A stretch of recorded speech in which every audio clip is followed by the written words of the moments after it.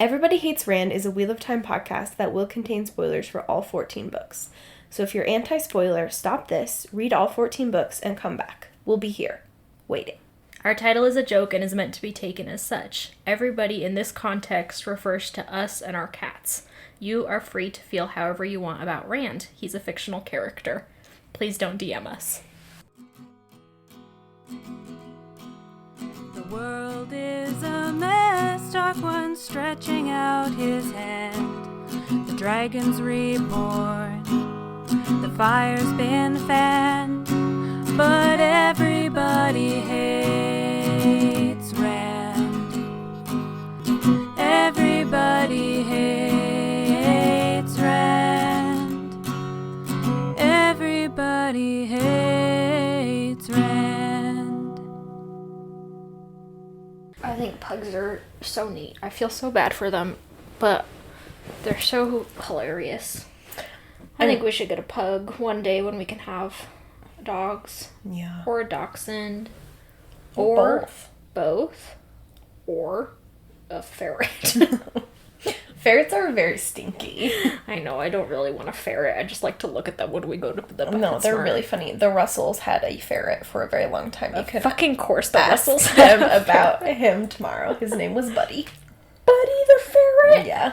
God, I love the Russells and their weird little... They are, speaking of my chaotic friends. Yeah. Cole is also a very chaotic person. Yeah, we should get a pug and a dachshund and a pit bull.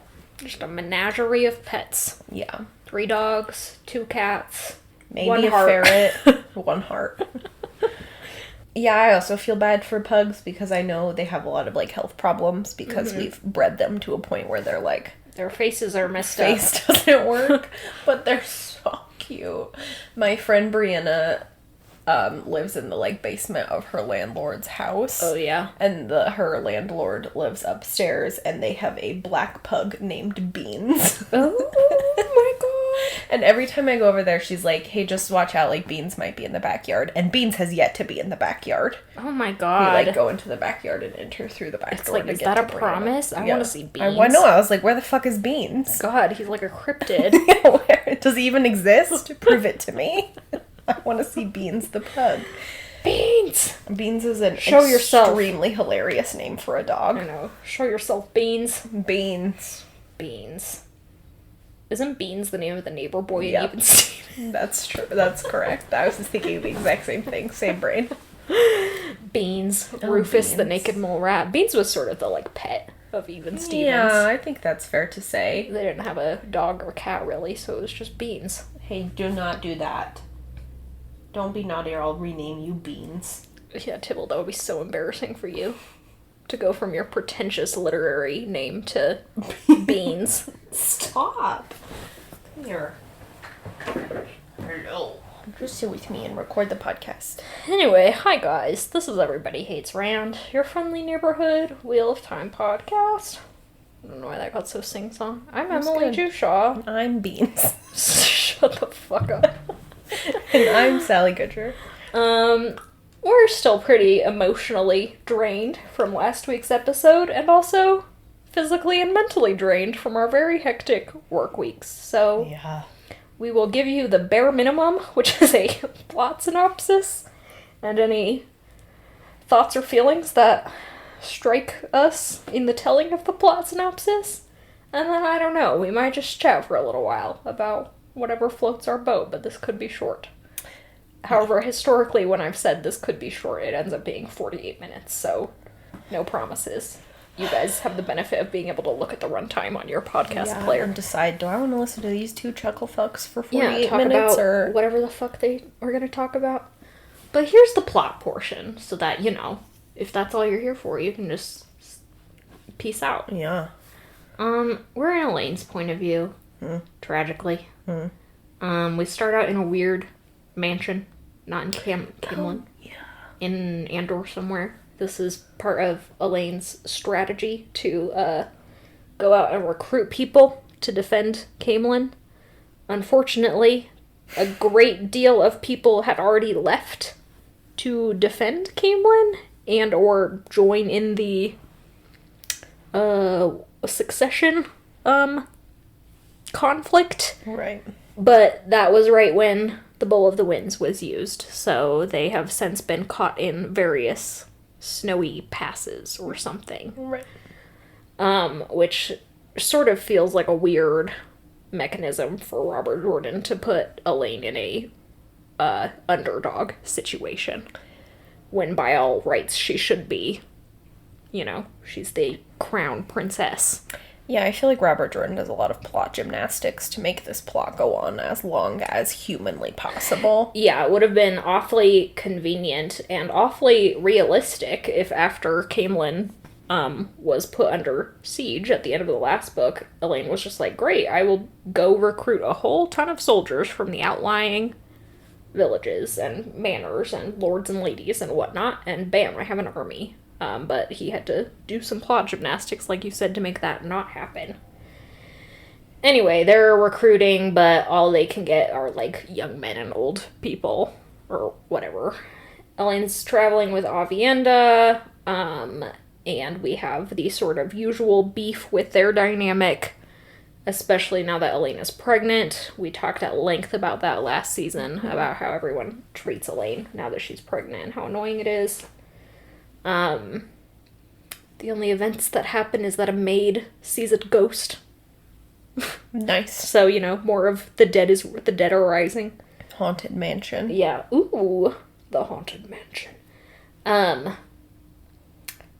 as they are leaving to travel away, they, like everyone else thus far, feel the big burst of energy that is the cleansing of Sidon.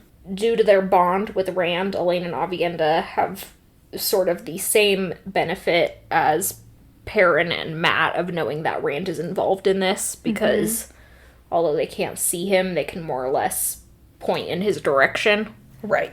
And, they can also point in the direction of this big energy burst, so they're like, oh, must be similar. Mm-hmm. They have an argument about whether they should go to him. Elaine is in favor. Avienda is against, for the strategic reason that they have no idea what's happening and they could just get blasted as soon as they walked through the door. Right. And also, Avienda cites the fact that in her Ruidaean experience, where she got to, like, see the future and then forget it, which is so convenient for Robert Jordan, because he can just, like, pull things from that and be like, oh, but she forgot it. Such as now, Avienda can be like, well, I only have bits and pieces, but I do know that we shouldn't go do that. And Robert Jordan's like, see? I can use the future and prophecy to make characters dance to my whims. I'm the puppet master. But they don't go. They just travel back to Camelin, where they find, of course, everyone freaking out. The Aes Sedai are running around like chickens with their heads cut off, and no one's channeling because they're so panicked and paranoid about what's going on. Yeah. Everyone's like, should we just flee? Flee for our lives? And Elaine and Avienda are like, no. No, this is just Rand. That. We can all just calm down because, death could happen at any time. We might as well not panic about it. We also get a brief interaction with, what's the Hatchet Face? Ugh. He's like, look at how good I did. I rescued a bunch of people who were outside the walls. And Brigitte like, yeah, and he left the gates open the entire fucking time, so anyone could have got in if they defeated him. And Elaine is like, fuck you, Hatchet Face. And everyone's like, isn't that your baby daddy? And Elaine's like, maybe. I'll never tell. Perhaps it's a lover's spat? I'm just going to be as mysterious and chaotic about this as possible. Keep 'em guessing. Which on a different character than Elaine would be extremely hilarious. I know, but with Elaine it's just like, what?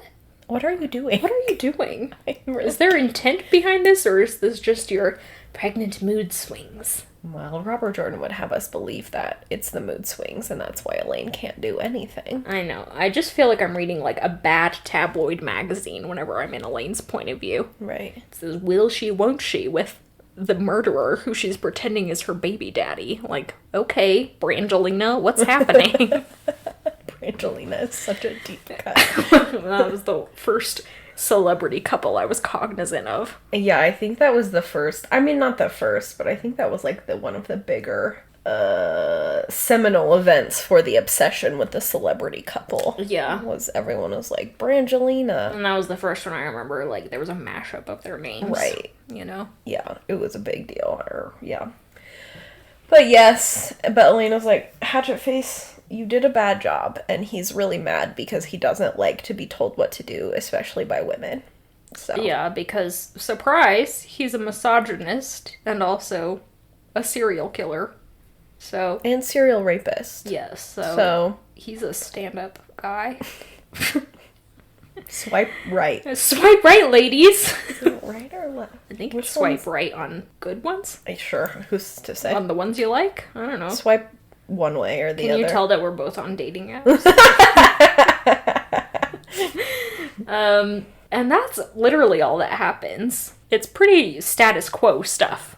Right. Up until that. We're about to get even deeper into the succession plot involving, like, the random introduction of other heads of houses, which is totally unnecessary at this point, considering we've already met about 8 of them. Right. We do not need any more. There are 19 in total major houses, and then about 400 minor houses, according to Wikipedia. Like, is there anyone who in Andor who isn't nobility? Like, that's so many. So stupid.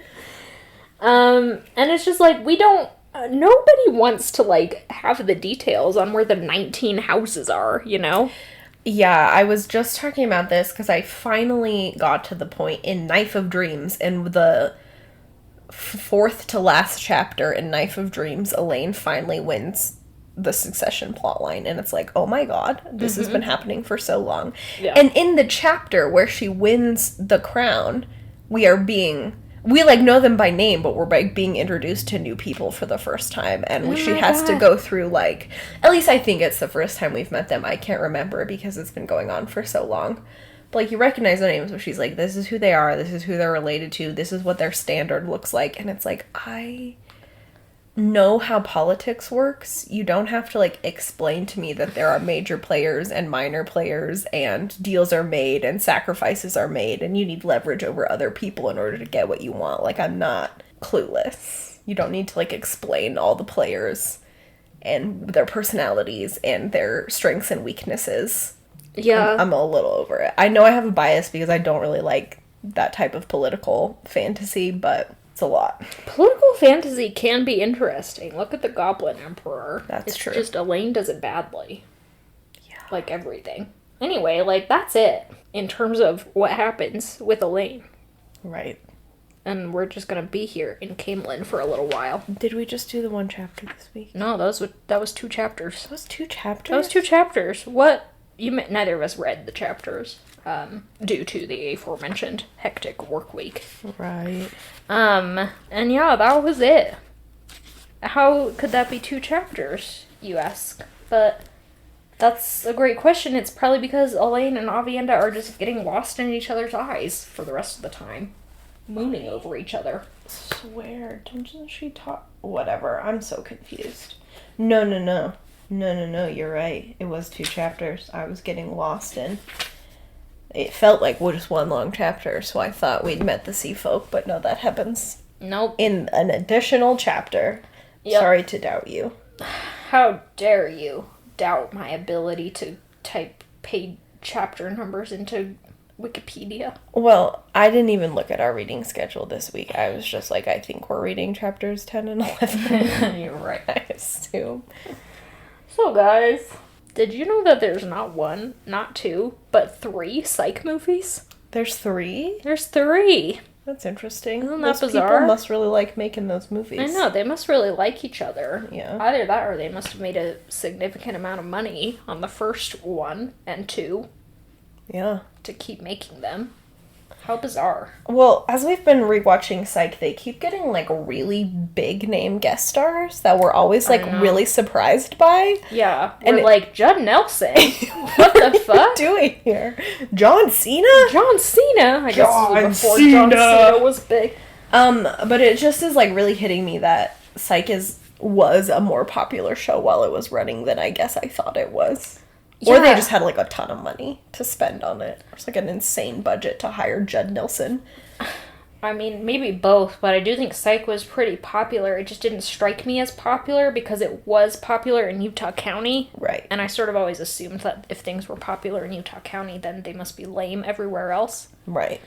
But you know what? Utah County loved Twilight, and Twilight was big, so... Yeah, Twilight took off. I think Utah was one of the driving factors in the success of the Twilight franchise. Oh, and for that, sure it was. I am sincerely apologetic. And my mom specifically contributed. Talked about that in We Don't Watch Out Oh, yeah. Later. Yeah, we did. Becky's greatest regret. How she fueled the Twilight sensation. But, I still remember the first person who talked to me about Twilight. I can't remember her name. I think it might have been Alexa. She was in my 7th grade Algebra 1 class. Oh, God.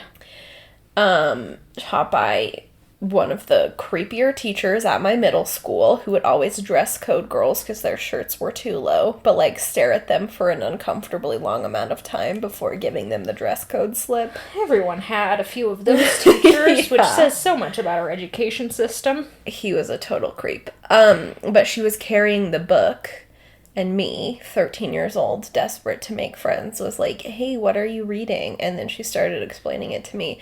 And my first inclination was to be like, that does not sound good. Mm-hmm. So kudos to 13-year-old Sally for having some taste. You had taste. And I definitely resisted for a really long time. And part of that was my natural inclination to this day still to kind of resist things that other people think are cool. Contrarians. It's unfortunate, but I think I'm better about it now.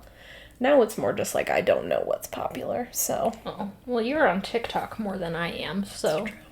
But I resisted for a long time, but I finally caved because my older brother's girlfriend was, like, really big into it, and I was like, I guess I will do the bonding thing, and I read all of them, and... Oh, you're so nice. And so goes.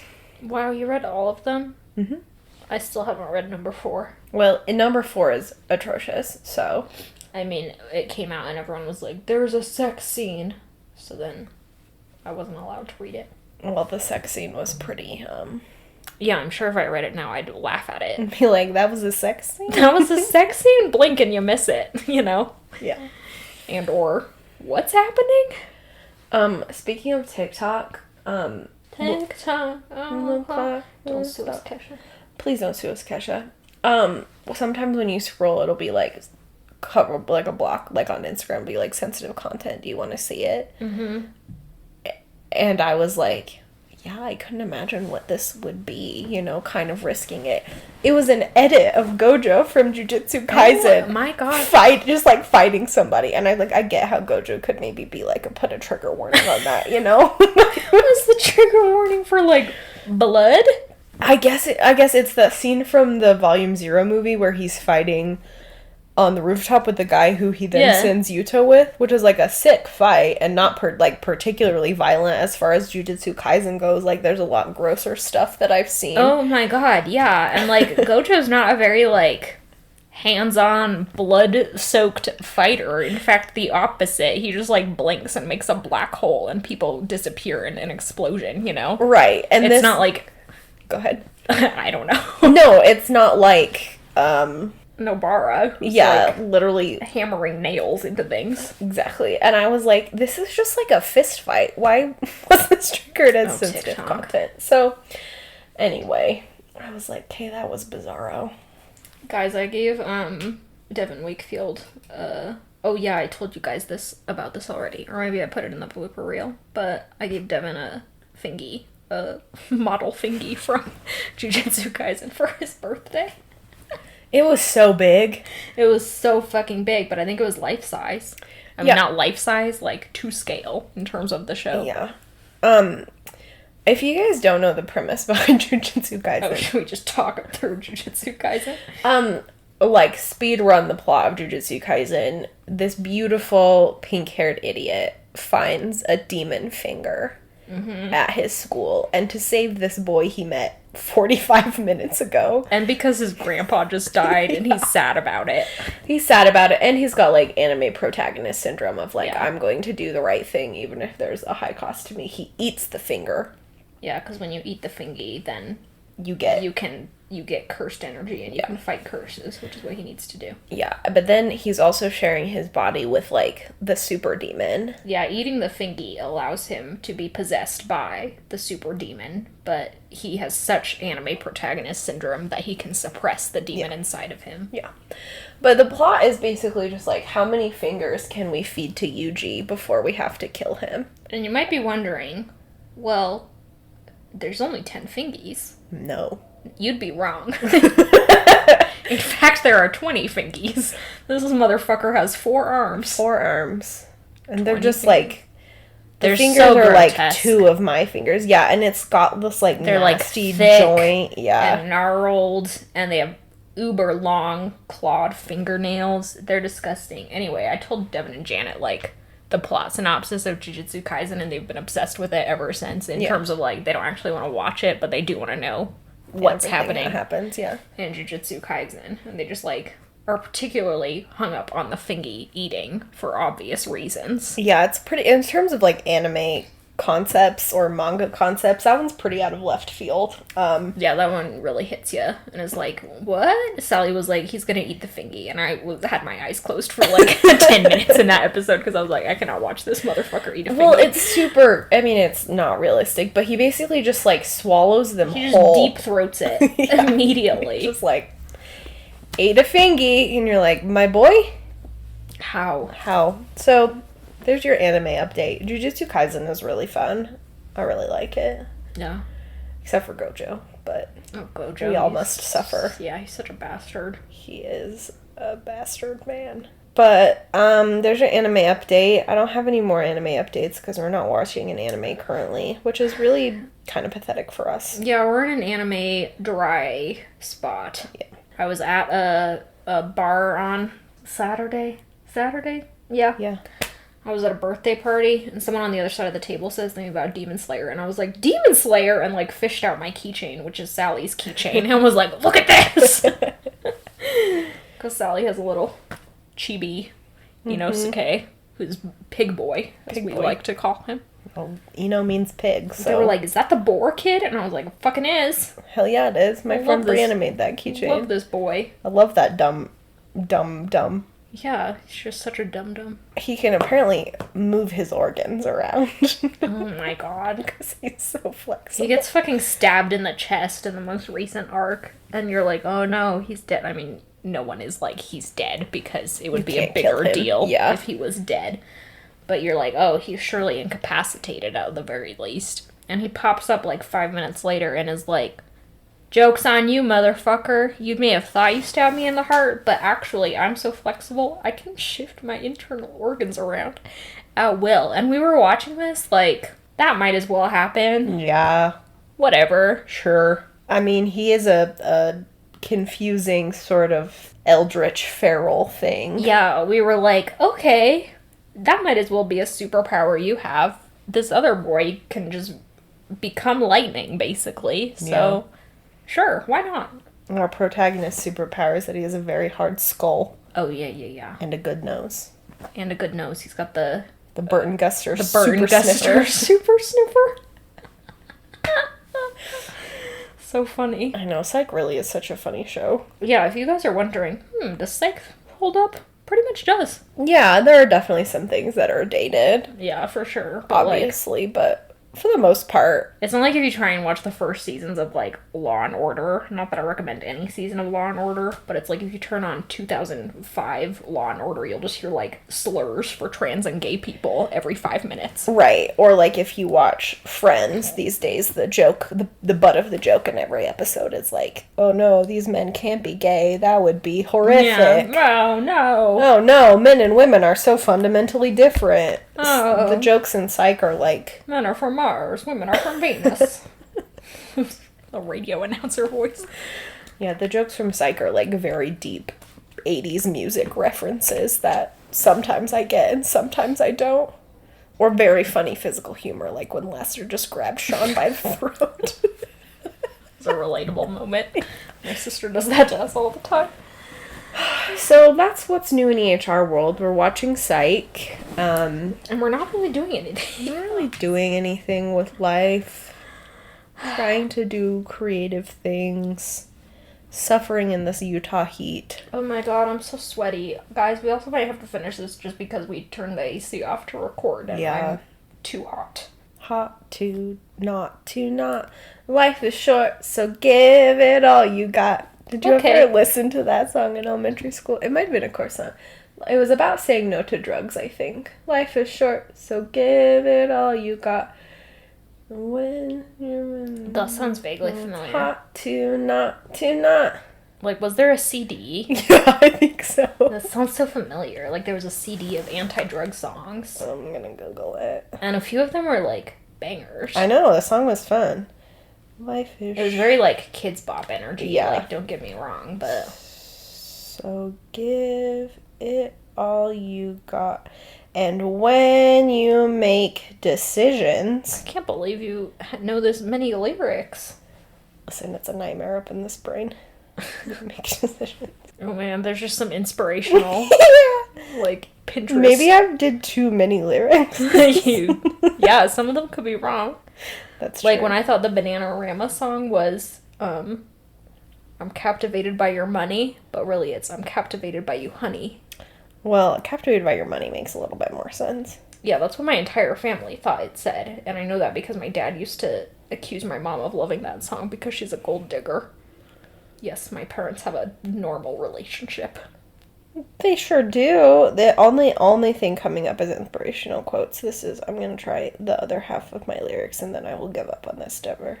How anxiety interferes with decision making. Okay, obviously I don't need to Google our article about that. That's my life. We're just not going to get at what I want. It will just be a little nugget that lives in my brain. Yeah, we'll just both sort of have the shared hallucination of an anti-drug song. Of an anti-drug song. Or like anti-peer pressure. I think it might have been more anti-peer pressure. I just feel like peer pressure is always like, someone will peer pressure you to do drugs. Mm-hmm. No one ever peer pressured me to do drugs. It was always like, you suck, be cooler. Well, like, the thing about people who use drugs is they're either extremely chill. Yeah, that's true. Or they're like, these are my drugs. I'm not giving you any of I don't want you to have them. Yeah, it's always like you're going to be approached by some mysterious person. And like, apparently everyone who does drugs is a drug dealer, according to the D.A.R.E program. So like, everyone is going to try and give you drugs. I don't think drug dealers are really like buy drugs. Marketing their services, you know? Yeah, I mean, from a little I know about drug dealers, it kind of markets itself. Like, people ask, who gets you the hookup. Yeah. And then the clients just show. This is absolutely captivating content. Let's just end this. Let's just stop it. Yeah, sorry guys, we don't really bring in our best this week. Yeah, we're phoning it in a little bit, but you know what? We've given you 210 episodes of perfect content. We've never made a mistake in our lives. We've never said anything. I've never said anything stupid or mean or wrong. Yeah, I've never been wrong. Never ever. Never in my life. So with 209 episodes of perfection behind us, I think we get one, We get one slide. Yeah. And further in my defense, I worked 10 hours today. Emily had to drive really far today. I didn't work 10 hours today, but it was emotionally taxing because I had a meeting. I know, meetings are horrible. So, you guys... So we're not going to give you any more excuses. You just have to accept it. You're right. I'm sorry. Take it or leave it. Delete my excuses. You're right. We've made perfect content. We have nothing to apologize for. Yeah. If you're here, you're here. Okay, well, anyway. Thanks to Glenna McKenzie for our theme song. She's still let us use it, even when we don't have good Even after this episode. I mean, she might change her mind after this one, but that is her prerogative. Glenna, please. Thanks to our followers on social media and our patrons on Patreon. Hey, FYI, we'll just slap this at the end here if you made it this far. If you join our Patreon after September 1st, there will be a few new changes, including the price of a graffitied book will be a little bit higher. And that's pretty much it in terms of substantive changes. Yeah, there are some minor changes in regards to what the actual content is going to be, but none of that is major. Yeah, we won't really have any Wheel of Time read-along blogs because we've run out of Wheel of Time books to blog about. Yeah. And also, you know, we're talking about those books on the podcast now. So. Yeah, it would just be kind of silly because by the time we caught up, I'm only like one book ahead, so it feels...